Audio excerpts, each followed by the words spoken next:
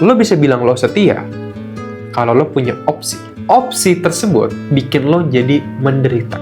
Tapi penderitaan itulah yang bikin lo bisa bilang bahwa lo setia. Kalau sejarah tidak ditulis ulang, lo bisa lihat para tokoh-tokoh hebat di dunia ini mencapai apa yang mereka capai, yang mereka ukir, yang mereka prestasikan melalui penderitaan.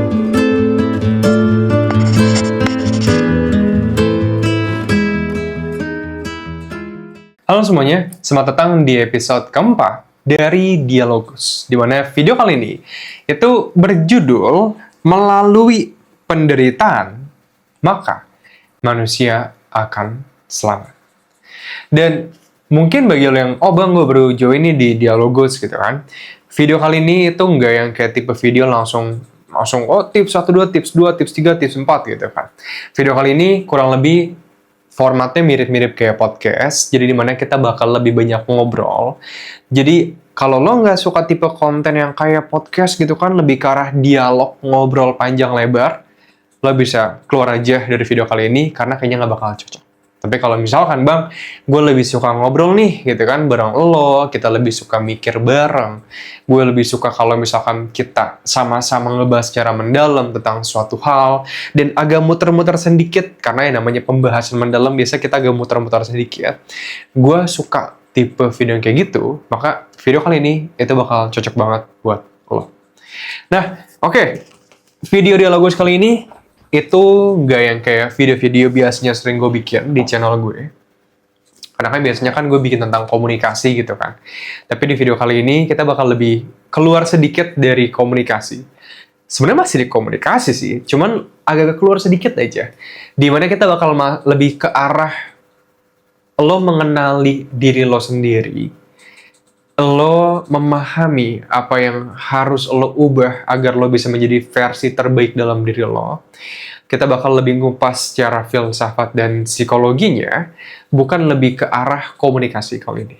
Jadi sebenarnya video kali ini tuh bakal ngubah hidup lo banget, sudut pandang hidup lo banget, karena ini suatu hal yang bahkan ngubah hidup gue juga. Oke. Video kali ini itu berjudul tentang melalui penderitaan maka manusia bakal selamat. Dan dari sana, gue bakal mulai dulu dengan pertanyaan yang pertama. Yang bakal lo sama gue itu sama-sama pikirin, yaitu adalah, bang, apa sih itu yang lo maksudin dengan penderitaan? Karena lo bilang, ya kan, dari penderitaan maka manusia bakal selamat. Maka pertanyaan pertama adalah, ya, apa itu penderitaan? Gue bakal mulai dengan sebuah quotes pertama, ya, yang itu adalah, pada dasarnya, hidup pasti menderita. Atau penderitaan. Gue percaya, maksudnya setiap orang itu pasti punya penderitaan mereka masing-masing. Ada yang mungkin mereka menderita karena, oh orang tua gue abusive bang. Oh gue menderita karena kondisi finansial gue bang. Gue susah punya uang. Gue bingung besok harus makan apa.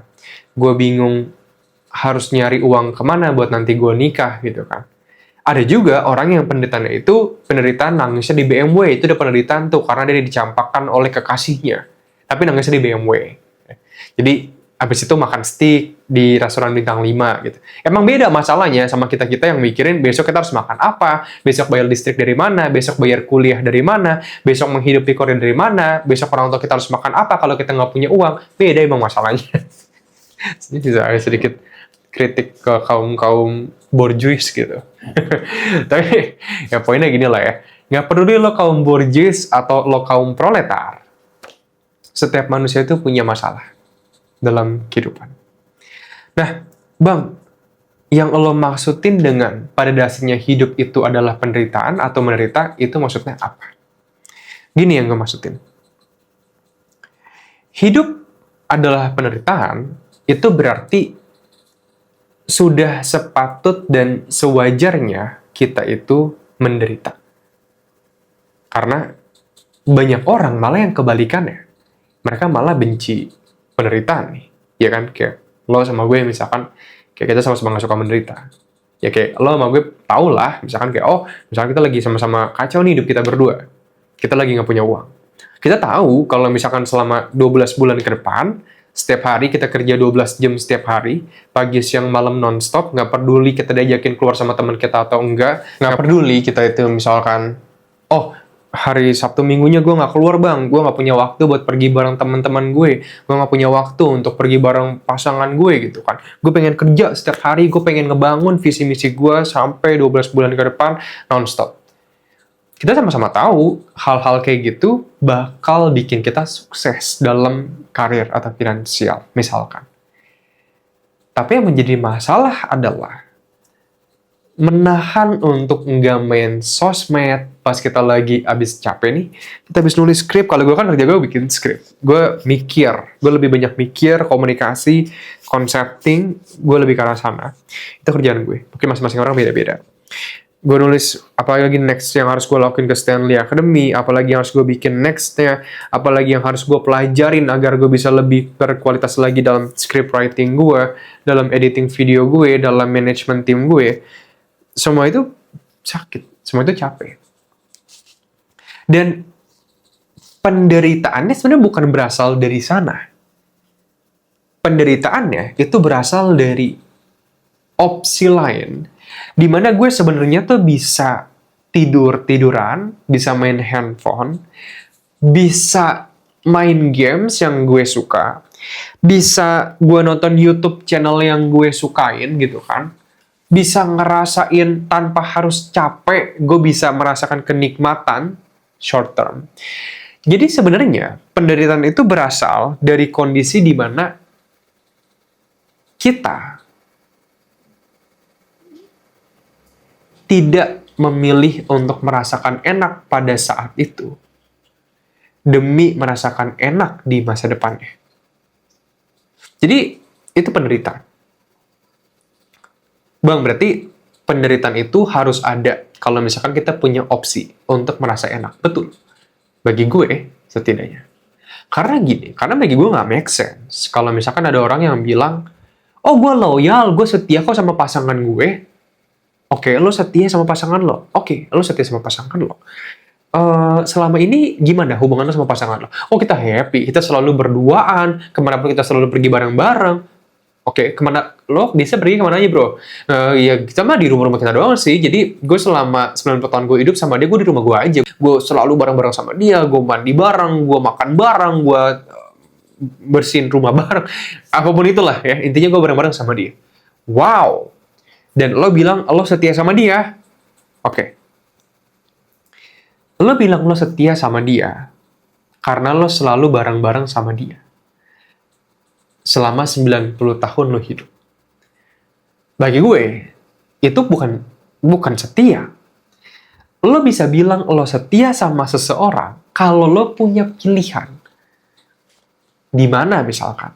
Selama 89 tahun lo hidup, lo digoda oleh 89 wanita lain yang lebih cantik daripada istri lo, yang lebih pengertian daripada istri lo, yang bodinya lebih bagus daripada istri lo, yang mungkin mukanya jauh lebih cantik daripada istri lo, yang jauh lebih beradab dan lebih baik dan lebih beretika daripada istri lo, dan sebenarnya istri lo juga baik kok, dia juga cukup sebenarnya buat lo, tapi kalau dia cuma cukup dan ada pilihan yang lebih baik daripada cukup, dan lo memilih untuk stay sama yang cukup sama istri lo, baru lo bisa bilang lo setia sama istri lo.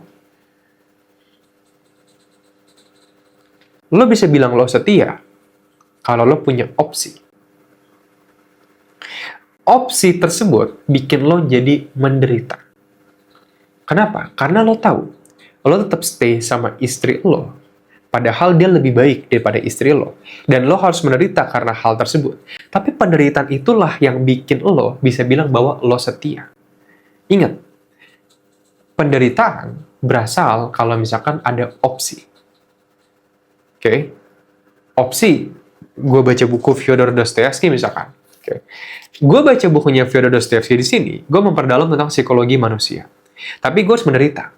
Kenapa? Karena sebenarnya gue baca ini tuh nggak terlalu suka banget misalkan. Gue tuh sebenarnya nggak suka banget. Sebenarnya gue bisa main game yang jauh lebih gue nikmatin. Gue suka banget main Roblox, game Antartika. Jadi sebenarnya gue bisa enak-enakan tuh main Roblox aja tanpa gue harus baca buku ini. Tapi gue tetap memilih untuk baca bukunya Fyodor Dostoevsky. Demi gue bisa meningkatin pemahaman gue tentang psikologi manusia. itu penderitaan. Tapi itu membuktikan bahwa gue adalah orang yang memang disiplin, yang memang fokus kepada goals gue, yang memang gue bakal sukses nanti ke depannya. Karena gue rela membayar apa yang harus gue bayarkan. Jadi, again ya, karena kita sama-sama udah clear nih, bahwa setiap tindakan kita, itu pasti ada hal yang namanya penderitaan. Dan itu wajar. Banyak orang yang memandang penderitaan itu sebagai hal yang buruk. Konotasinya itu buruk. Entah kenapa ya, bagi para kaum motivator tuh, penderitaan itu buruk gitu. Iya kan? Kayak maksudnya, apakah kalian tidak ingin hidup enak? Kalian bisa punya rumah yang kalian inginkan. Kalian bisa memiliki istana, mobil mewah. Apa kalian tidak ingin itu? Kalian tidak harus lagi hidup dalam kemelaratan. Makan tidak enak, apa segala macam. Gue kayak SpongeBob lama-lama. Kayak Squidward. Ya, tapi lo dapat poinnya lah ya. Maksudnya, ya, gue nggak bilang semua motivator itu buruk. Motivator itu bagus untuk memotivasi kita dalam kehidupan sehari-hari. Tapi motivator yang hidup dari keluarga yang berkelimbangan harta, tentang BMW, ya kan, mereka mobil BMW diantar jemput sama supir, beli barang tanpa harus melihat harga, ya kan, rumah mewah, kasurnya nikmat, AC-nya dingin, makanannya enak, ya kan, tidak perlu memikirkan tentang gizi, bisa sekolah di sekolah mahal, kampusnya mewah, gitu kan, tidak merasakan harus merintis, tapi mewariskan, punya advantage untuk belajar tanpa perlu memikirkan besok harus makan apa. Kalian tidak punya hak, bagi gue pribadi, untuk menyindir orang yang berasal dari kondisi kehidupan, mimpi buruk kalian. Itu bagi gue. Bagi orang lain mungkin beda. Itu bagi gue. Oke? Percayalah, mimpi buruk kalian itu cuma mimpi biasa bagi orang yang lahir dalam keadaan yang jauh lebih susah daripada kalian. Penderitaan kalian itu cuma sekedar kepingan kuku bahkan buat orang-orang yang jauh lebih menderita daripada kalian. Kalian nggak tahu rasanya gimana rasanya orang harus mereka itu melacur demi kehidupan ayahnya yang lagi koma karena dia saking sayang sama ayahnya, ibunya nggak bisa kerja, stres, semua adik-adiknya bergantung kepada dia sehingga dia terpaksa harus ngelakuin hal tersebut, dan dia tahu hal itu salah, dia tahu dia bejat secara moral tapi dia tetap ngelakuin hal tersebut demi kelangsungan hidup keluarganya. Lo nggak bisa bilang mereka manusia hina dan bejat. Lo nggak tahu rasanya jadi hal itu. Pangeran atau princess, siapapun princess atau pangeran itu, stay lah dalam kerajaan kalian. Karena pas kalian keluar dari kerajaan kalian, kalian ngeliat kenyataan hidup dunia, di mana kalian gak lagi punya singgah sana yang bisa diturunkan oleh bapak kalian, di mana kalian bisa dalam keadaan harus dihina oleh orang lain, kalian dikatain miskin sama orang lain, kalian dikatain sama orang, kalian didatengin sama debt collector, di mana kondisi ibu atau orang tua kalian bergantung pada saat itu, nyawa itu udah jadi taruhan, ya kan? Bisa lo diilangin sama orang pun, orang gak akan ada yang peduli. Di kondisi itu, ketika lo bisa disentuh secara fisikal dan emosional oleh orang lain, lo gak lagi di bawah kerajaan lo, baru lo paham tentang apa itu penderitaan. Oke? Again, gue bilang, penderitaan itu penting bagi kehidupan kita. Penting banget. Bahkan gue bilang, penderitaan itu sebagai syarat dari pembebasan jiwa manusia. Itu bukan gue yang bilang sih. Itu yang gue pelajarin dari bukunya Fyodor Dostoevsky, The Crime and Punishment. Oke, itu yang pertama tuh ya. Agak sedikit berat langsung. Penuh dengan hal topik abstrak tentang apa itu penderitaan. Karena gue bakal masuk yang kedua, oke? Kalau tadi gue udah bilang tentang pada dasarnya hidup itu pasti menderita. Sekarang kita bakal masuk ke bagian berikutnya. Ini lumayan seru banget, yaitu adalah penderitaan dan kesenangan. Ini topiknya interesting, karena sebenarnya kebalikan banget sih di dunia sekarang. Ada hal yang disebut sebagai penderitaan, ada hal yang disebut sebagai kesenangan. Ada dua nih ya, penderitaan sama kesenangan. Oke. Penderitaan dan kesenangan, itu banyak orang yang kalau zaman sekarang mikirnya, oh gue pengen seneng aja bang, gue nggak pengen menderita. Oke. Gue pengen seneng, gue nggak pengen menderita. Orang-orang bahkan, ya, gue pribadi kan, kadang sering kalah gitu loh. Gue lebih milih senang daripada menderita. Contoh, daripada gue harusnya bikin skrip gitu kan, kerja gue lebih milih untuk nonton YouTube. Karena enak buat otak gue nggak harus capek mikir, gue nggak harus apa, gue bisa nonton YouTube aja. Gue capek, gue milih kesenangan. Oke. Tapi yang menjadi masalah adalah, terkadang kesenangan itu adalah harga yang harus lo bayarkan untuk menghancurkan masa depan lo. Sebagai contoh, kalau dibilang kesenangan itu baik, gue bakal bertanya, misalkan,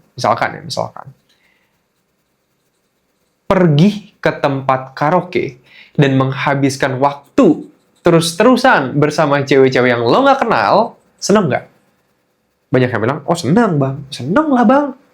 Kesenangan pria itu ada di sana. Oke. Menghabiskan waktu di karaoke sama cewek-cewek yang disukain. Wah, ganti-ganti terus setiap hari itu. Senang. Tapi, dalam setahun ke depan, itu bakal menghancurkan jiwa lo. Lo nggak lagi bakal mengenal tentang cewek yang baik. Lo nggak lagi bakal mengenal kerja keras untuk mengejar goals lo. Lo terus-menerus mengejar kesenangan. Uang yang lo bakarkan setiap hari, perlahan, bakal membakar uang lo di bank, habis. Mental resisten lo terhadap stres, lo nggak lagi terbiasa menangani stres, jadi lo nggak bisa mengejar goals lo, karena stres dikit lo langsung pengen senang-senang lagi. Yang lo hasil apa? Lo mengorbankan masa depan lo. Itu yang dulu gue pelajarin dari Friedrich Nietzsche dan Fyodor Dostoevsky sih dua-duanya sebenarnya. Yaitu adalah kadang kesenangan itu akan membawa lo kepada kehancuran diri lo, dan penderitaan akan membuat lo mencapai masa kejayaan lo. Kayak lo lihat dari segala tokoh figur di dunia ini, oke? Mulai dari Mike Tyson misalkan. Mike Tyson, pas dia di zaman masa-masa kejayaan dia harus training setiap hari. Dia nggak ngabisin waktu sama cewek, dia push up, dia squat, dia latihan boxing, dan semua itu bikin dia engat, bikin dia capek, muscle dia sakit, otot dia sakit, badan dia sakit, otak dia pengen dia nyerah, tapi dia tetap push hal tersebut. Penderitaan itu yang bikin dia jadi terkenal sebagai Mike Tyson. Kita lihat lagi misalkan siapa, Napoleon Bonaparte misalkan. Mungkin lo ada yang pernah tahu ya tentang Napoleon Bonaparte. Harusnya tahu sih, zaman-zaman SMP kan belajar tentang Napoleon Bonaparte kan. Orang-orang taunya, oh Napoleon Bonaparte yang ngejajah Indonesia. Nah itu, nggak dibahas sejarahnya maksudnya. Jadi gini, Napoleon Bonaparte emang ngejajah Indonesia, tapi Napoleon Bonaparte juga ngejajah Eropa. Jadi intinya dia jenderal hebat deh. Dia jenderal yang dimana bikin Prancis mencapai masa kejayaan tertinggi Prancis. Nah, Napoleon Bonaparte awalnya juga sama kayak kita, warga biasa gitu kan, rakyat biasa. Tapi Napoleon waktu itu, dia tuh obses banget dengan orang-orang besar sebutannya. Kayak Alexander Agung, ya kan? Dia pelajarin segala hal yang bikin Alexander Agung itu bisa sukses. Gimana caranya belajar, Bang? Di umur 14-15 tahun, gue sedikit lupa. Tapi intinya, Napoleon Bonaparte punya kebiasaan untuk selalu belajar. Dia bahkan pas lagi perang aja, dia nggak bawa perpustakaan personal dia. Jadi ada buku-buku apa segala macam. Dia benar-benar obses banget sama kerja dan belajar. Dia baca segala informasi yang ada, strategi perang, seni berperang oleh Sun Tzu. Dia baca tentang kelemahan lawan-lawan dia, historical dari lawan-lawan dia, perang-perang yang udah terjadi sebelum-sebelumnya. Dia baca segala hal itu. Dia benar-benar obses di hal tersebut. Dan gue sebenarnya percaya, Napoleon Bonaparte punya dua opsi kehidupan.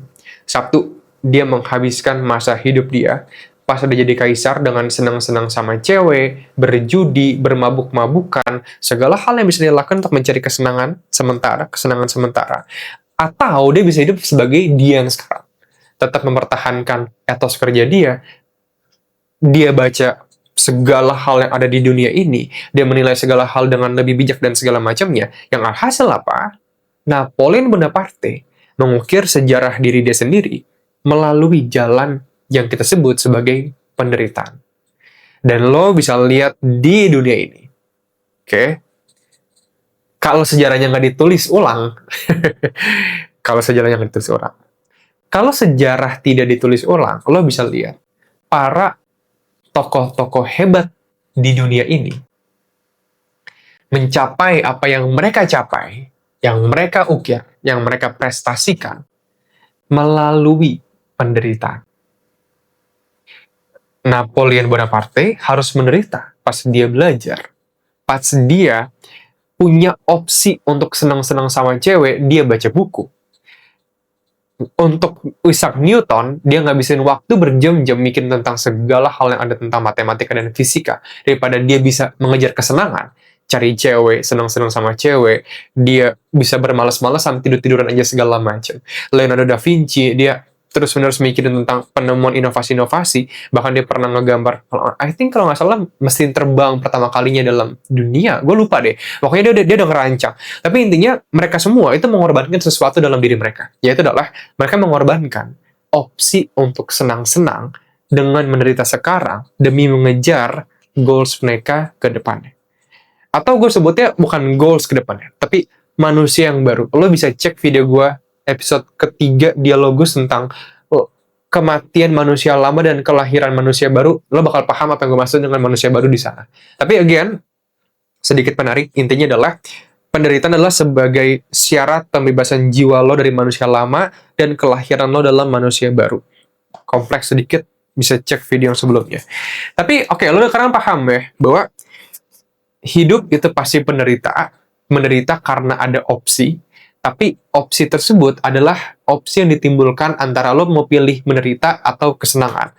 Dan kita udah bahas bahwa kesenangan itu biasanya lebih bikin lo untuk menggali kuburan lo sendiri, sedangkan penderitaan itu membuat lo ujung-ujung gak dapat mengukir sejarah tentang diri lo sendiri. Jadi opsinya ada di sana. Lo mau pilih kesenangan atau penderitaan. Oke, sedikit spoiler, kita udah bahas selalu berkali-kali. Terkadang penderitaan itu bikin kita jadi tumbuh dan sukses. Oke, itu udah. Sekarang yang ketiga, oke. Setiap perubahan pasti akan melalui penderitaan. Nah, ini menarik banget nih. Setiap perubahan pasti akan melalui penderitaan. Jadi, Bang, apa yang gue maksudin dengan setiap perubahan pasti melalui penderitaan? Apa yang lo maksudin dengan hal tersebut? Perubahan dan penderitaan. Oke, gini. Belum lama ini, by the way, kita belum kenalan, buset dari tadi. Oke, kenalin nama gue Jason Stanley. Kita mungkin, lo udah pernah lihat muka gue sebelumnya di YouTube atau di mana, di podcast biasanya. Gue seorang pengusaha platform edutech ilmu komunikasi. Jadi gue punya sebuah website namanya stanleyacademic.com. Di sana gue ngebantu 1.200 orang lebih dari seluruh Indonesia untuk lancar komunikasi melalui program-program yang gue ciptakan. Jadi itu kerjaan gue setiap hari. Dan marketingnya biasanya melalui platform YouTube. Sebenarnya bukan marketing sih. Gue sharing biasanya di YouTube tentang komunikasi secara gratis. Dan banyak orang yang jadinya suka banget sama konten-konten gue. Jadi mereka akhirnya ya udah join di Stanley Academy gitu loh. Gue pernah waktu itu punya teman di Stanley Academy, member Stanley Academy yang sempat kita diskusi chatting-chattingan. Jadi basically teman gue bilang kayak gini, Bang, gue itu dulu lahir di keluarga yang dimana nyokap itu kadang sering, ya dalam tanda kutip sedikit abuse gue lah gitu kan, secara emosional, oke. Jadi kadang gue dikata-katain anak bodoh, anak apa gitu kan. Dan akhirnya di sana gue nggak terbiasa untuk berpendapat. Gue terbiasa untuk diem aja, nge-iya-iyain aja apa kata orang kadang, yang dimana itu bikin gue jadi ngerasa sering gagal. Gue sedih sama diri gue sendiri karena gue gak pernah bisa nolak orang. Gue people pleaser. Akhirnya gue ngobrol sama teman gue, dimana gue bilang, bro, terkadang untuk lo berubah memang lo harus melalui penderitaan. Bang, tapi gue gak kuat, dia bilang. Bang, gue gak bisa bang kalau misalkan gue tuh harus ngomong ke orang, gue harus nolak orang. Gue gemeter bang, gue sering keringat dingin gitu kan. Gue ngerasa kayak gak enak, gue dipenuhin sama pikiran-pikiran kayak, aduh mereka kayaknya gak suka sama gue gaya, gue apa ya, segala macam. Terus gue bilang ke teman gue bilang, bro, gue bilang, gak peduli gue mau ngabisin waktu 5 jam, 6 jam, gue siap ngabisin sama lo juga gitu kan. Tapi nggak peduli, mau gue bilang ke lo bahwa ada hal yang bisa lo kontrol, ada hal yang lo nggak bisa kontrol. Nggak peduli gue ngeyakinin lo bahwa apa opini orang terhadap lo itu nggak penting. Nggak peduli, walaupun lo udah tahu bahkan apa yang orang pikirin tentang lo itu nggak penting. Di saat lo nolak dia, ketika lo gemeter, keringat dingin, dan tremor, tetap aja hal tersebut akan tetap terjadi. Oke. Karena itu harga yang harus lo bayar. Melalui penderitaan lo, di mana lo membiasakan diri lo untuk beropini, berpendapat, dan nolak orang, yang dimana harga yang harus dibayarkan adalah lo merasakan keringat dingin, tremor, gemeteran, dan segala macamnya. Seiring waktu, penderitaan lo bakal menurun. Dan pada titik tertentu, manusia baru dalam diri lo akan lahir. Orang yang terbiasa untuk mengutarakan opininya, tidak takut menolak orang, menjunjung tinggi apa yang benar secara moral bagi diri lo sendiri, bukan lagi lo ngikutin orang aja apa kata orang. Dalam satu momen, manusia itu bakal lahir. Tapi sebelum manusia itu lahir, penderitaan lo menuju manusia itu harus lo bayar. Oke? Jadi, penderitaan lo yang harus lo bayarkan ya itu. Lo merasa keringat dingin, lo tremor, lo ngerasa nggak enak, lo nggak tahu harus ngomong apa, lo gemeteran, semua itu yang harus lo bayarkan. Nah, jadi lo lihat bahwa penderitaan dari teman gue tadi di bagian yang stand academy gue sebutin, walaupun dia pengen berubah menjadi manusia yang baru. Dia pengen terlepas dari masa lalunya yang selalu dihantui dengan, oh gue nggak bisa lah bang, gue nggak pengen ini ya kan, gue dibiasain diam apa segala macam. Itu manusia yang lama tuh. Manusia yang baru adalah dia pengen bisa mengutarakan opini dan pendapat dia. Dia pengen hidup sebagai versi dia yang baru. Tapi untuk dia hidup sebagai versi dia yang baru, dia harus mengalami jembatan penderitaan, di mana jembatan penderitaan ini adalah dia tuh harus mengalami keringat dingin, tremor, dan segala macamnya, yang pada suatu waktu ketika dia udah sampai di titik manusia baru dia, di mana kelahiran manusia baru dia itu akhirnya terjadi, baru deh penderitaan itu akan berhenti.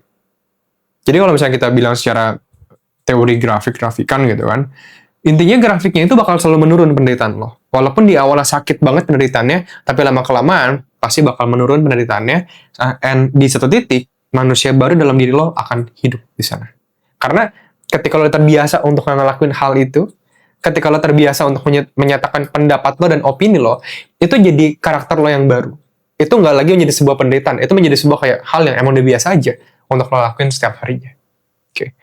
Nah itu, untuk bagian dari yang setiap perubahan pasti mengalami penderitaan. Yang keempat, berikutnya adalah, maka penderitaan itu sebenarnya merupakan harga yang harus kita bayarkan untuk kita bisa mengejar apa yang kita inginkan, atau yang sering gue bilang sebagai manusia yang baru tersebut. Jadi, setelah mungkin selesai, oke bang, gue udah selesai nonton video Dialogus hari ini gitu kan, dan gue paham bahwa sekarang penderitaan yang harus gue bayarkan itu adalah sebuah syarat bagi senjauh manusia, apa yang lo bilang tadi. Oke bang, terus sekarang gue harus ngapain nih bang? Itu yang menariknya gitu kan. Oke, yang harusnya sekarang lo lakuin adalah, next time lo bakal ngelakuin sesuatu, apapun itu, entah mungkin lo harus balik kerja nanti pas lo lagi di temen lingkungan kerja lo, ketika misalkan lo berperforma baik gitu kan, ketika lo misalkan performa lo baik di kerjaan dan lo menuju ke kenaikan jabatan lo misalkan, di titik itu lo bakal melihat banyak manusia bertipe-tipe, muka-muka, segala hal buruk yang bisa kita bilang dalam diri manusia, itu bakal keluar di titik itu. Entah itu misalkan mereka ngejulitin lo, entah misalkan mereka iri hati sama lo. Dan di titik itu adalah tes bagi lo. Misalkan, manusia lo yang lama mungkin bakal langsung emosi. Tapi lo pengen menjadi manusia baru, yang lebih bijaksana. Di titik itu, jembatannya adalah, lo siap gak untuk sabar menghadapi mereka semua? Lo siap gak untuk memahami bahwa mereka adalah manusia yang mungkin belum bijaksana. Mereka manusia yang masih penuh dengan amarah, dengan rasa dengki, rasa iri hati, rasa kebencian terhadap lo. Itu harga yang harus lo bayarkan untuk lo bisa menjadi manusia yang baru. Dan ketika lo mengalami hal tersebut, pas lo jengkel sama mereka, pas lo marah sama mereka, bilang ke diri lo bahwa ini harga yang harus gue bayarkan. Pas lo kerja dan lo capek kerja, lo bilang ini harga yang harus gue bayarkan. Ketika lo pulang ke rumah dan harusnya lo udah istirahat, tapi lo masih harus misalkan, oke, gue harus beresin semua hal yang ada di rumah gue agar gue bisa terhindar dari stres dalam diri gue, itu harga yang harus lo bayarkan. Di saat pas kita pulang dan anak kita ngeberantak kacau-kacauan gitu kan, alih-alih lo ngamuk-ngamuk marah, lo bilang ini harga yang harus gue bayarkan untuk menjadi orang yang bijaksana, untuk menjadi orang yang lebih kuat ngadepin dunia ini gitu kan.